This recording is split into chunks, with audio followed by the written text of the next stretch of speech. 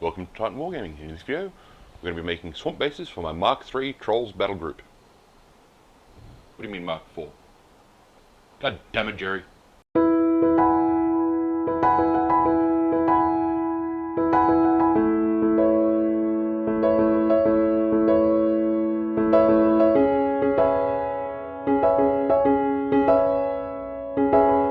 So these bases that I'm using are from a company called Back to Basics in Adelaide. They're designed specifically for using water effects, and that's what I decided I wanted to do for the trolls. That's the reason I painted them as the green, because it fits in more with the swamp theme rather than the teal colour that they normally come with. So just going to do some quick cleanup first, trim off the edges and file it so it's nice and smooth. That way you can't really tell much of a difference on the edges about whether these are the official bases that come with them or not. Nobody actually cares if you're using official bases as long as they're the right size, so it's not an issue, it's just a matter of look.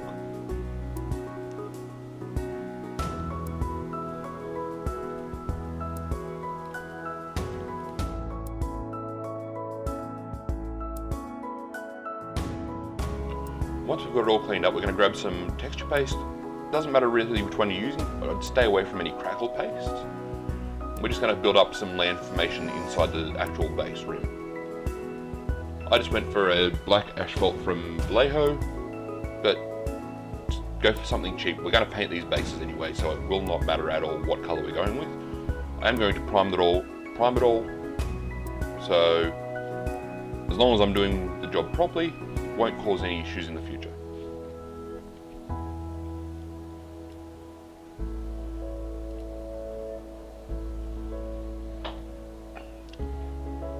One of the big things that stands out for me when I've looked at swamps and stuff like that is having some reeds. So I'm using the old paintbrush here. I'm just going to clip some off and super glue it into the base standing up. We'll paint this later again, so we should get some nice looking reeds. I have seen people add a lot more detail. I haven't seen any good reeds for sale for wargaming bases, but a bit of super glue, we can clean stuff up, it'll be fine. And by the time we've painted it, it actually comes up looking pretty respectable. It is a little bit fiddly to try and keep it upright, but I'm also using a cheap glue, so some glues might be better. If you've got activator, you can spray that on there and set it almost instantly, but I'm being cheap and don't want to go buy stuff.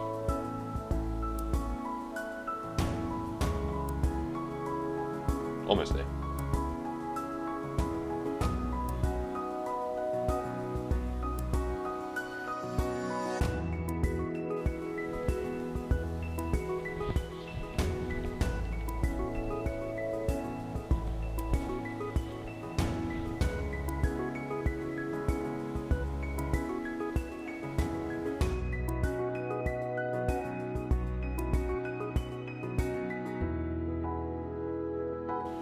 These plants that I picked up from some cheap store, I don't even remember where honestly, but they're on their own, they're not much use, but we can clip some little pieces off and add that to the base just to give it some more life. Static grass and stuff that we're going to use isn't really much on its own.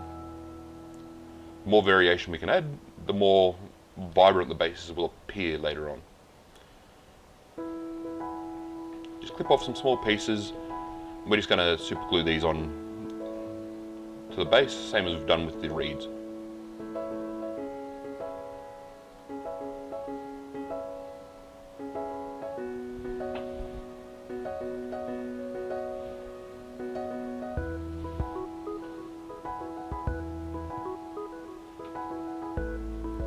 They're very similar to a lot of the aquarium plants that I've seen people using in other base builds. So if you've got some of them laying around that you can use, then yeah, that works.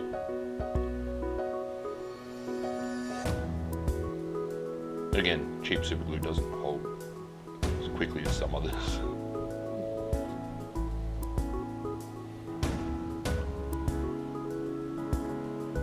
With all of the little pieces glued on, we can start with the static grass. So So we're just going to do about a 50-50 mix of PVA and water here.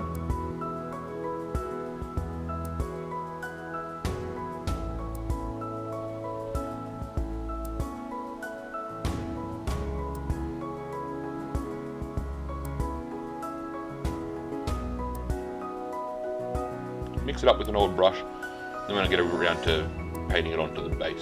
We want to avoid the grey areas, because that's where our water effects are going to be later on.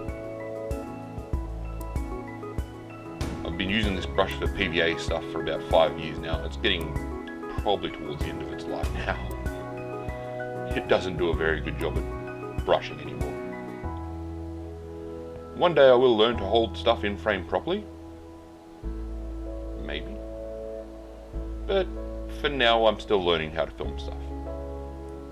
The overhead camera doesn't move, but I tend to forget where I'm actually pointing the camera as I'm filming. Just move stuff out of the way. We don't want the static grass landing in the glue. This static grass is just an Army Painter one that I picked up back in 2010 from a hobby shop in Hobart. I don't even know if they make the same one anymore, but we're just going to sprinkle some on. Because this is a swamp, it doesn't matter if the grass is standing up too much, and if they're standing up, it's harder to glue the models on in the end. Give it a quick tap, just to knock off any excess, wipe any off the base rim, and we're good to go. And yeah, I know this isn't the right way to do static grass, but I don't have an applicator, so this is what we're stuck with. If you want to buy me an applicator, let me know. But for now, this will work. Out to the airbrush, we're going to give it a quick prime with black Vallejo primer. I've tested this one out before on static grass, and it really helps stuff hold down, so you don't have to worry about using extra layers of sealant and stuff like that on top.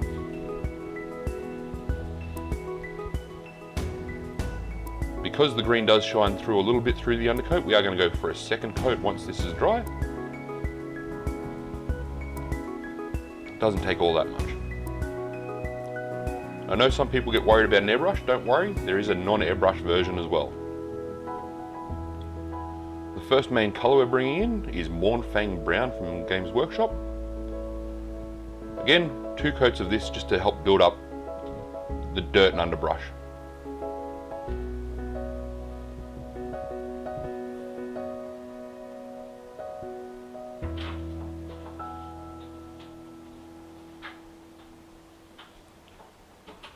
By the time we finish the last one, we'll just go back to the first one and add a little bit more just to help make that colour a bit richer.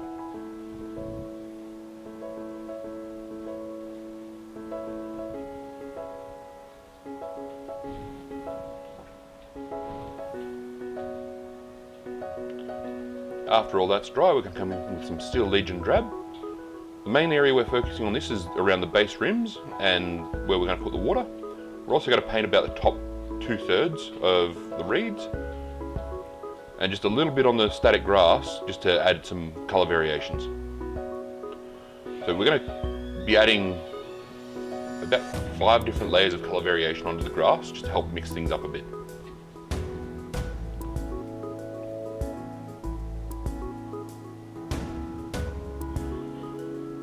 I've mixed it a little bit too thin here, so we're not getting a nice solid coat like I'd like. But, like I said, we'll just do extra coats and it'll be fine.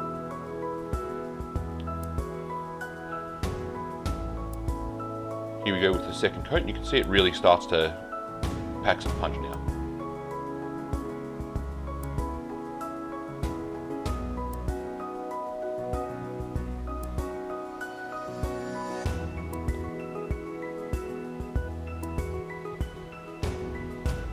The first of the greens that we're going to use is Death Guard Green by Games Workshop. So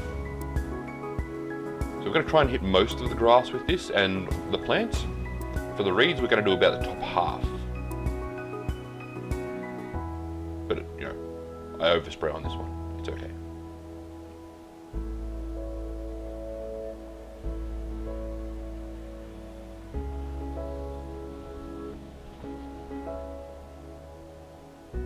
So after that, we're going to mix in some Vivid Lime ink from Liquitex.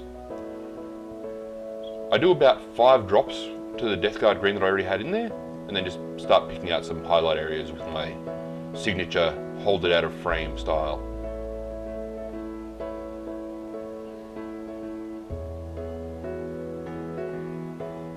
It looks far too vibrant here, but as you can see, once it dries, it's not so bad anymore. And the last colour I'm putting on with the airbrush is just a bit of pure vivid lime, just to add a couple of extra little highlights in. I'm not going to hit too much of the model, or too much of the base I should say. Just a little bit of a highlight here and there for extra colour on the base.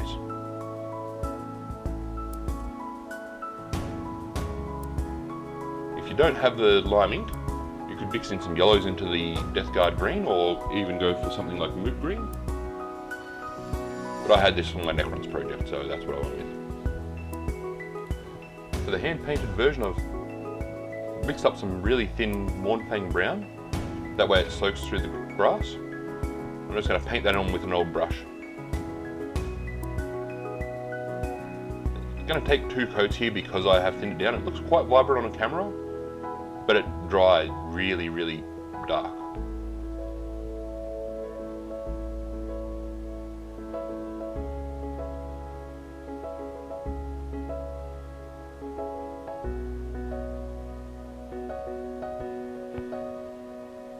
And same with as we done with the airbrush. Kind of come in with some Steel Legion drab to paint up the water area, try and do the base rim, and add some highlights to the grass and reeds.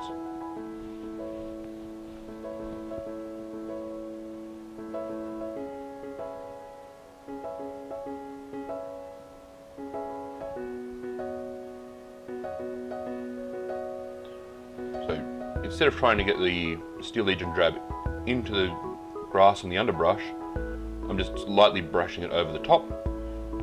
The grass itself will pick up some of the highlights and extra colours, but it won't soak into the mud at the bottom.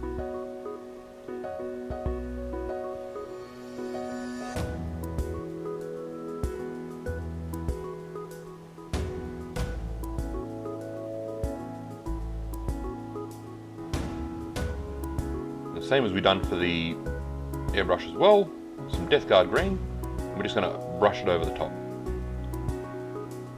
I really want to have the browns showing in the bottom, so I'm not going too heavy with any of these colours. We just don't want to have many patches where the Warmachine brown is showing through the grass, showing as the colour of the grass. Apparently the autofocus on my camera has decided it's not going to play ball when I'm filming this.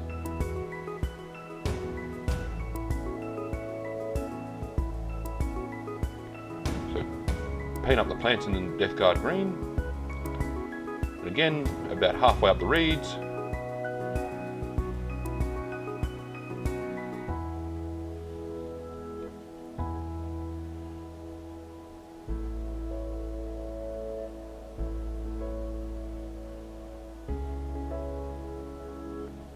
Then while we get that ready, we're going to mix up some of the Liquitex Vivid Lime ink into the Death Guard green, just for that next range of highlights.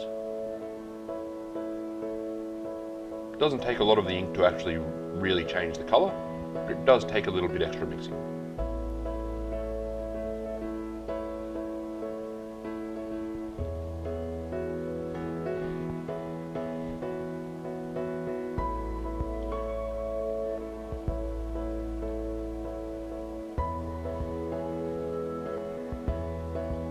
For this one I'm only going to paint the top of the plants and the top quarter or so of the reeds.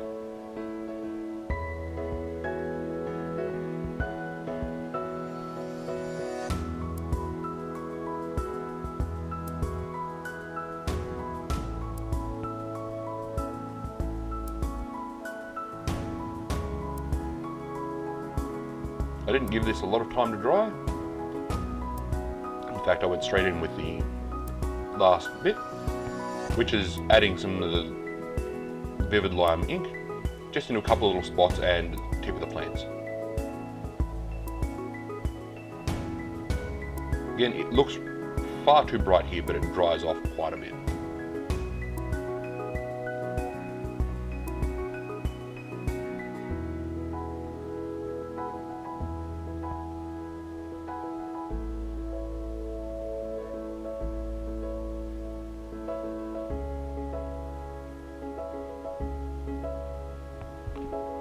For the airbrushed versions, I went in with some flies and UV resin.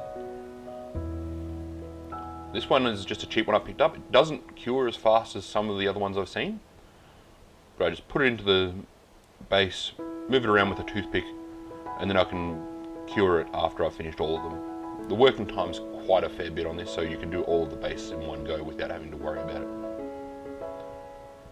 The extra time you give it to settle gives it a nice smooth finish. Then we hit it with the UV light.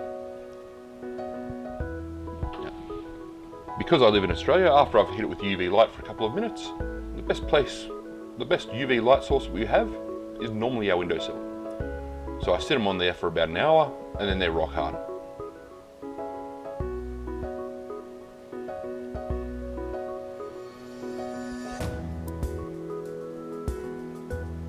For the hand version, I'm going with the water gel from Vallejo. Just first time using it, and I put far too much in there. Yeah, I messed that up. I ended up going through and doing thin layers and thin layers of the gel. It's just not the right product for this job. So I can't recommend that you do it. If you're going to do something like this, UV resin is probably your best bet. There are other products out there that apparently work well, but I've had issues with them. That's why I tried to do the water gel. One of the last things to do on the bases themselves is to paint the rim. We're still going to add some laser cut plants once we've actually placed the models on the base. But I figured it's probably easier to do the base rim now rather than risk getting the Steel Legion drab on the plants and on the models. As you can see, there's only 3 models on the bench at the moment. That's because I'd already done one as a prototype. So I sorted out which ones will work best on which base composition and which orientation, so that I could glue them in place and still have space for the plants, other plants. Now you've got to press a little bit firmly here, and I use a little bit more super glue than you would think you need, because the super glue is going to hold into the fibres of the static grass and onto the texture paste at the bottom.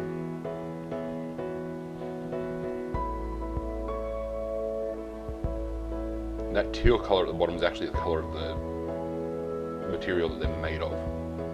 I'd never bothered painting their feet.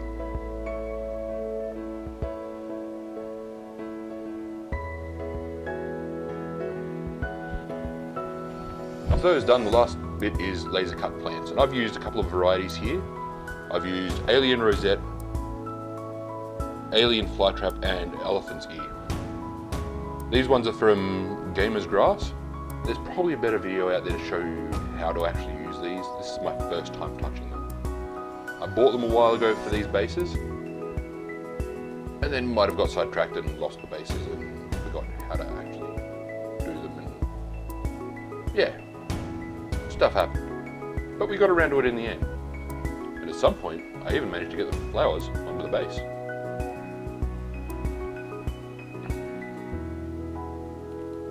To glue them onto the base, I've just grabbed some super glue and put it onto a piece of paper next to me, and used a toothpick to apply it onto the bottom of the plant where it's going to contact the ground. I didn't realise you're supposed to fold the leaves inwards and stuff to try and shape them before you get around to this point. So that would have been a really good idea to do earlier.